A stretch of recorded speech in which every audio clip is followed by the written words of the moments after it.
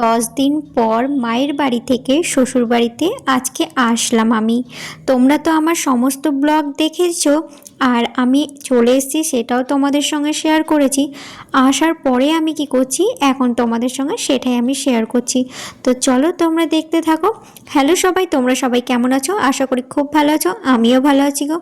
যেহেতু আমি বেডশিট একদম সপ্তাহে সপ্তাহে চেঞ্জ করি, তোমাদের সঙ্গে তো শেয়ার করেছি আর তোমরা জানো বলেওছি আমি। আর এখানে তো আমি 10 দিন ছিলাম না। দেখো, অরিতা আমাকে সন্ধেবেলাতে নিয়ে আসেনি, যেহেতু বিকেলবেলায় নিয়ে এসছে, তার জন্য কিন্তু ভাবলাম বেডশিটটা একদম চেঞ্জ করেই নিই। তো যাই হোক, তোমাদের সঙ্গে কিন্তু আমি এর আগে শেয়ার করেছিলাম আমার মার সঙ্গে সেরকমভাবে কোনো সম্পর্ক নেই, সেরকমভাবে মার ভালোবাসা পাইনি, তার জন্য মার প্রতি একটা কোনো টান নেই, ভালোবাসা নেই। হ্যাঁ, এটা কিন্তু সত্যি। যেহেতু ছোট থেকে আমি দিদার কাছে মানুষ, যখন আমি 6 মাসে তখন থেকে দিদা মাসি মামাদের কাছে মানুষ, তার জন্য কিন্তু আমার মার প্রতি কোনো টান ভালোবাসা ছিল না। আর এখন যেহেতু বিয়ে হয়ে গেছে, মা এখন আসা যাওয়া করে আমাদের বাড়িতে, মানে শ্বশুর বাড়িতে।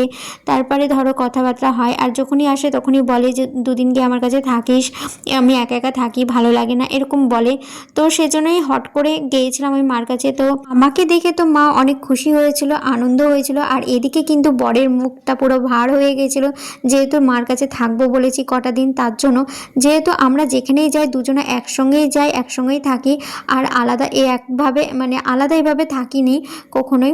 যেখানেই গেছি দুজনে একসাথে। আর এই 10 দিন ফার্স্ট টাইম আলাদা থাকলাম আমরা।